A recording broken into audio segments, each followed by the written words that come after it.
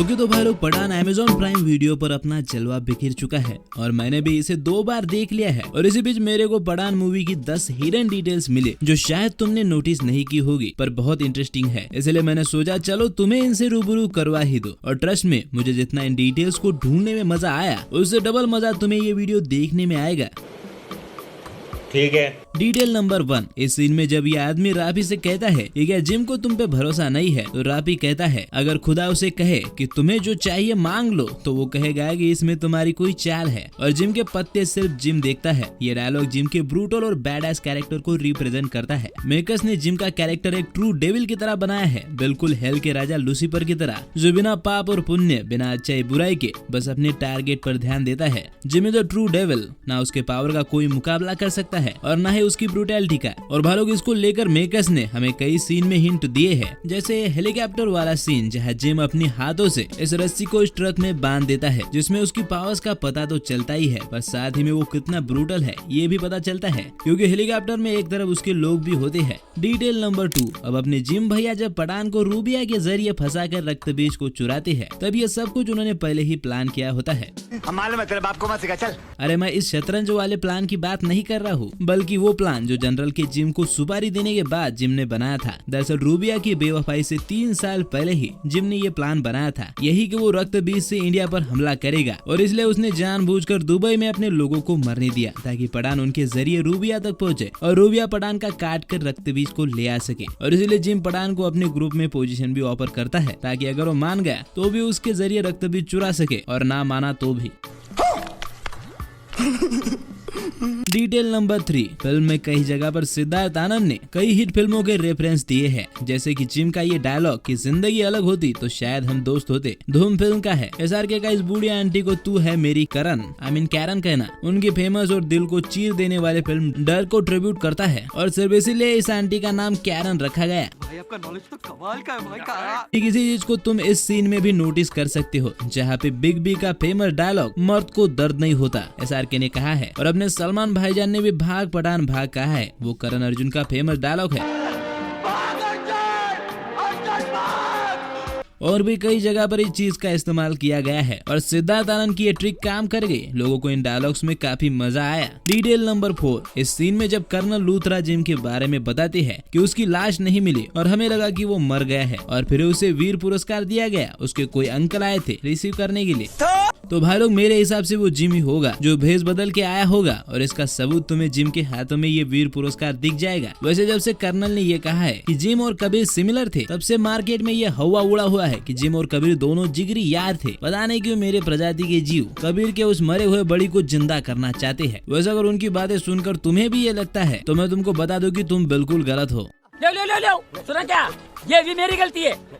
नहीं भाई मेरी गलती है। नहीं मेरी गलती है। नहीं बाबा नहीं। माना कि जिम और कबीर दोनों सिमिलर थे, पर दोनों के काम करने के तरीके में एक मेजर डिफरेंस था। दरअसल अपना कबीर जो है वो पठान की तरह ही या तो पार्टनर के साथ मिशन पर जाता था या फिर टीम के साथ, पर जिम अकेले काम करना पसंद करता था जब वो रॉ में था, बिल्कुल अपने टाइगर की तरह। इसलिए वो दोनों एक दूसरे को जानते तो होंगे, पर जिगरी दोस्त नहीं हो सकते भाई। बात तो सही है। डिटेल नंबर 5, तुमने ट्रेन में हुए फाइट सीन में देखा होगा कि पठान बहुत ही जल्द अधमरा हो जाता है और इनसे लड़ नहीं पाता। अब ऐसा इसीलिए नहीं होता है क्योंकि वो बहुत सारे लोग होते हैं। देखने में बिल्कुल ऐसा ही लगता है कि बहुत सारे लोग होने की वजह से पठान उनसे लड़ नहीं पाता। अरे इतनों को तो पठान सुबह नाश्ते में मारता है भाई, पर वो इनसे लड़ नहीं पाता है क्योंकि वो पहले से ही जख्मी होता है। रशियन गवर्नमेंट ने उसे पहले से ही बहुत टॉर्चर किया होता है। उसके नाखून उखाड़ने जैसी ब्रूटल चीजें पहले से ही उसके साथ हो रखी होती है, मतलब पहले से ही बंदे की आदि फट चुकी होती है। और वो जब ट्रेन में आता है तो तुम उसके आंखों पर, उसके माथे पर और सीने पर जख्मों को देख सकते हो, मतलब बंदे के जख्म अभी भरे भी नहीं है और इन्होंने उसे मारने का प्लान बना लिया। साला ये दुख का खत्म नहीं होता बे।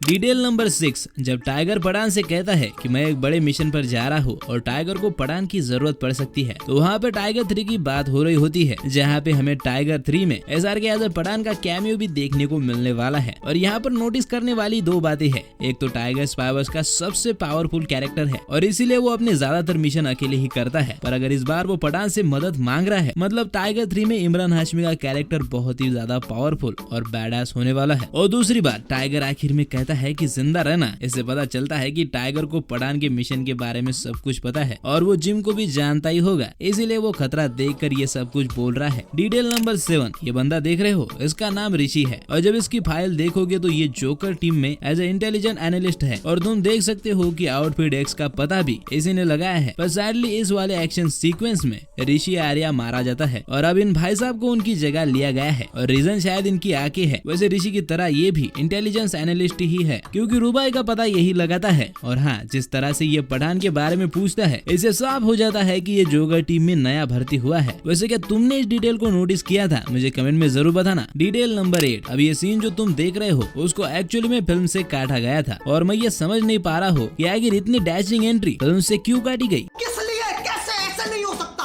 क्यों? इसे काटने का कोई भी मतलब नहीं बनता। पर यार डिटेल ये नहीं है, अगर तुम पठान के माथे के लेफ्ट साइड में देखोगे तो कुछ टाके लगे हुए हैं और मैं तुमको बता दूं कि ये घाव पठान को तब लगा था जब उसे रशियंस ने रुबाई का मजनू होने की सजा दी थी, मतलब जब उसे टॉर्चर किया गया था। और उसके बाद ट्रेन में यहाँ और यहाँ पे भी तुम्हें वो निशान पठान के माथे पर दिखेंगे। और भाई लोग, इतनी बारीक चीजों पर ध्यान रखने के लिए सिद्धार्थ आनंद की तारीफ तो बनती है। तो करना, परेशान हो गए हम लोग 2.5 साल से, ये भी परेशान हो गए, हम भी परेशान हो गए, करो फिर। डिटेल नंबर 9, अब इस बर्फ पर जब ये तीनों टॉम एंड जेरी खेल रहे होते हैं तभी जिम रुबाई के आगे बॉम्ब फोड़ता है और बर्फ में छेद होकर रुबाई रक्त बीज के साथ पानी में गिर जाती है। पर अगर तुम देखोगे तो पानी में ज्यादा ही रुबाई बेहोश हो जाती है और ऐसा इसीलिए होता है क्योंकि स्मॉल पॉक्स वायरस रिलीज ना हो, इसीलिए रुबाई उसे अपने पास छुपा लेती है और इसी चक्कर में उसका सर एक बर्फ के टुकड़े से जोर से टकरा जाता है। वैसे ये बात पठान को भी थोड़ी देर बाद ही समझ में आती है, इसलिए पहले वो थोड़ी देर रुका होता है और जिम को घूरता रहता है और फिर अचानक से उसे समझ आता है कि रुबाई बेहोश हो गई है। डिटेल नंबर 10, ये डिटेल तुम्हें जिम को लेकर सोचने पर मजबूर कर देगी। अगर तुम जिम को मूवी में ध्यान से देखोगे तो जिम का हमेशा से ही एक बैकअप प्लान होता है। पठान को फंसाते वक्त भी वो पहले उसे ऑफर देता है, बाद में फंसाता है, अपने बीवी के मरने के बाद भी जिंदा बच जाता है और साइंटेस्ट भी 2 चुराता है जिसमें से एक उसके हाथ लगता है। पूछताछ के वक्त रूबिया भी जिम के बारे में यही बताती है कि जिम का हर प्लान के लिए एक बैकअप प्लान होता है। पर भाई लोग, हिडन डिटेल ये नहीं है। एक्चुअली में अगर तुम्हें याद है तो स्मॉल पॉक्स के बॉक्स जिम ने 2 बनाए थे, पर ऐसा क्यों? दरअसल जिम का रियल प्लान यही था कि इस मिसाइल से वो इंडिया के किसी बड़े शहर में हमला करे, पर दूसरा बॉक्स उसने बैकअप के लिए बनाया था, यानी कि अगर मिसाइल वाला खेल अगर गलती से भी फेल हो गया तो फिर एरोप्लेन वाला बैकअप काम करे। लेकिन पठान ने बीच में ही खेल बिगाड़ कर एक स्मॉल पॉक्स वाला बॉक्स कर्नल लूथरा के हाथ में थमा दिया, जिसकी वजह से अपने बैकअप प्लान को ही जिम को अपने रियल प्लान में बदलना पड़ा और इसलिए उसने वो मिसाइल सिर्फ पठान का ध्यान भटकाने के लिए रख दी। और यार सच कहूँ तो इसे कहते हैं डिटेलिंग और स्ट्रॉन्ग कैरेक्टर बिल्डअप। भाई मेरे हिसाब से तो जिम जैसी प्लानिंग कोई और स्पाई वर्स का कैरेक्टर कर ही नहीं सकता। वैसे तुमको ये वीडियो कैसा लगा और सबसे ज्यादा कौन सी डिटेल पसंद आई कमेंट में जरूर बताना और साथ ही में वीडियो अगर अच्छा लगा हो तो लाइक और शेयर जरूर करना। तो फिर हम मिलेंगे अगली वीडियो में, तब तक आप पठान फिल्म को एक बार और देख लो।